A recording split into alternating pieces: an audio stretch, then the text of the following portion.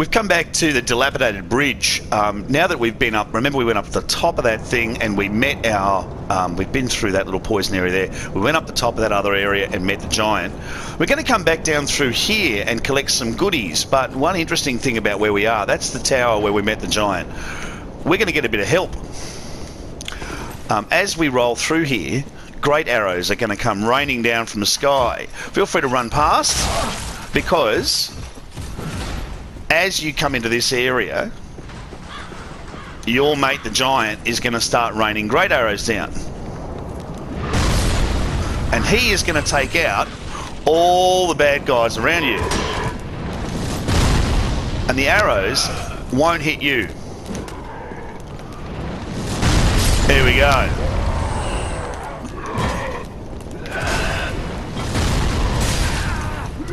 Oh, whoa, whoa, whoa, whoa, whoa. Get over here. Give me a nice clean shot. There we go. Come on. Hit these mongrels. Whoa.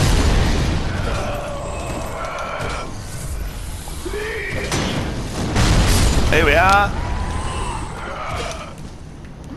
And if you just hang around, there we go. And you'll note that you are immune from the destruction being rained down by the great arrows.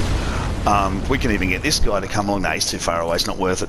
But while you're down here, of course, now we pick up everything. So grab your souls, young white branches, pillage the range, get the ember, young white branch, large soul, reinforced club. We're going to come around the corner here. Now looking up there, there's something to grab. We're going to grab that later. And up here, around the corner, up the top, perhaps, is there something sneakity tickety boo up here? And there, up there, we're going to grab the blue wooden shield and some ashes. Now we've got one of these little mongrels. There we are. Get out of there, because they are tricksy and sneaky and heavily armed and all sorts of things like that. Grab the oh, they dropped the flamberge. Lovely. And come all the way around here and pick up Mortician's ashes. That's going to be very useful for you to get some... Actually, we're going to go and do it pretty much right now. Picking up some fun stuff. When you go in here, there's going to be a red-eye bad guy. But before you do, very importantly, come down here, little jump, and you want to grab the Undead Bone Shard, which is going to be very helpful for upgrading our Estus Flask. So back along the little dangerous roadie bit, and in there you can see you can pull him out, where hopefully your mate with the particularly buff great arrow can do a bit of damage for you. Oh, he doesn't want to come out. It's a bit of a scaredy. Come on then. Come on, how'd you come? Get your little mongrel, get your bloody... Get in, come on now, come on. I'm just going to shoot you from a distance if you don't. That's the way. Here we go. Tickety-boo. Come and get a great arrow to the face. Good boy. Great arrow to the face time. That's the way. Come on. Great arrow to the face.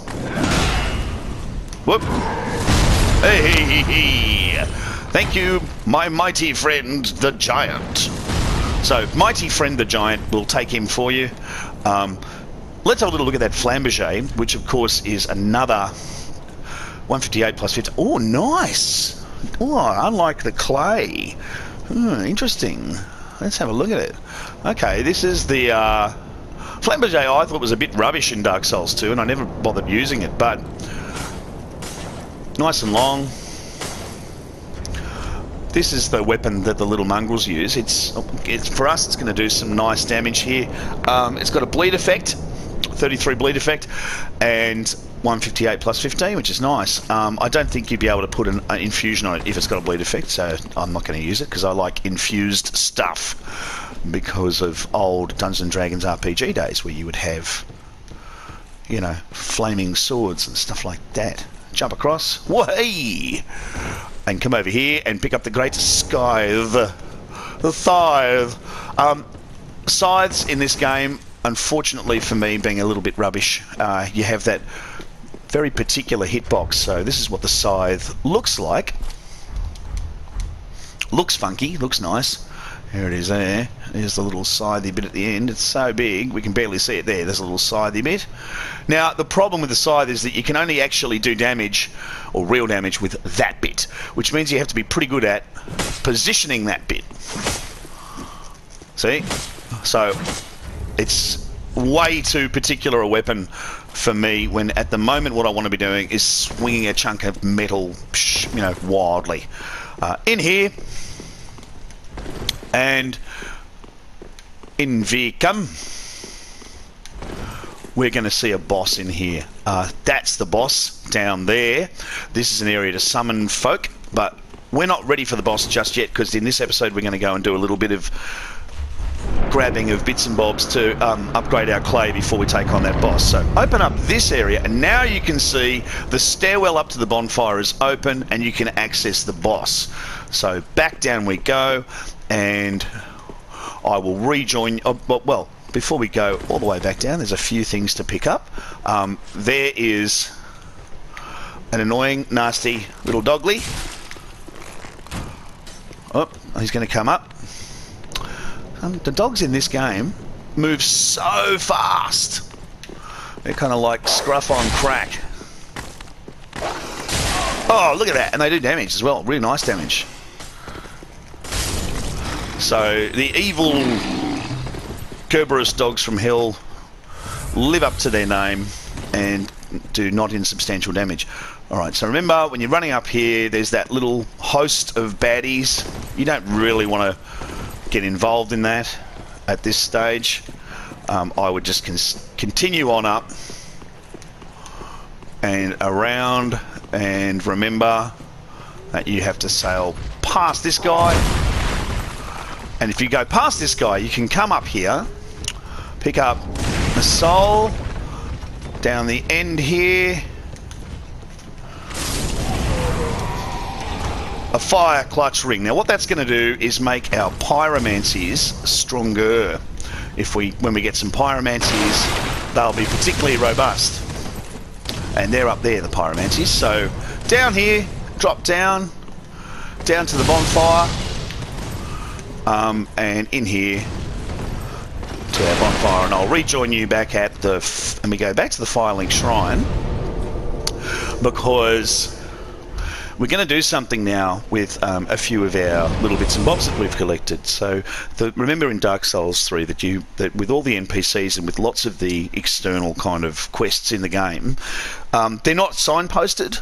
You only are going to find them by sort of searching the internet to discover what they might be, or literally by, and you know, sometimes I've many hours just walking around poking stuff. Walk around and poke stuff and you will find hidden quests. Alright, come and talk to crazy old lady. Ah, well met. How may I? Now you can give her the umbral ash. Give her the umbral ash. Give her mortician's ashes. Passing fine ash thou'st given. Let this ash be. I only hope thee. And now she can sell more stuff. Buy from her the grave key.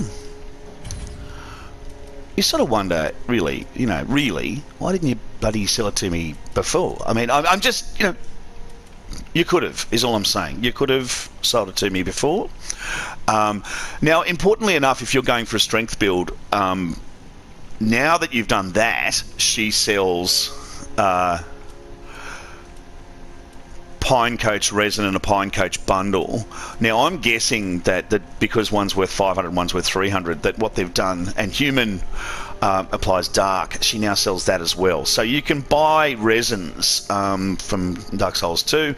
She's also selling embers, 3 more embers, so now I can buy 6 of those things if I wanted, and of course lots and lots of fire bombs. So I'm not particularly worried about that. We've picked that up. And what we're going to do now is race back to the dilapidated bridge, and we're going to go back through that tunnel with all the ratties, and we're going to pick up some stuff. Then we're going to go and meet another NPC to get some pyromancy, and just embuffing our guy before we have a bash at the boss. So when you come back to this area, remember now, we can zing-zam billop off to the right into the sort of foggy smokiness.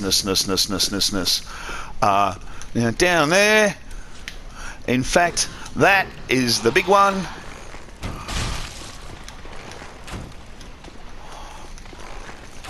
And I'm just going to take him out with a bow and arrow because my guess is, although I haven't had it happen to me yet, it's that rats give you poison or toxic. They did in Dark Souls 2, and I just found it really annoying. So I'm going to take them out from up here with my wooden arrows. And I've got to say, one thing I've noticed about this compared to previous Dark Souls adventures is the effectiveness of the wooden arrow. I'm quite surprised that it actually does the damage that it does do. Unlike Dark Souls 3, and I don't know if I'm happy about that, it doesn't look as though I can actually add fire to my bow and arrow. Perhaps I can. If you know that you can and how I do it and all that sort of stuff, please drop a link and let me know. I haven't worked out how to do that yet. In here, open this door. We're going to use the grave key. Oh, but before we do, we've got Mr. Mousy. There's another little mousy over there. Giant sword to the face. Mousy. Okay. Down you go. La la la.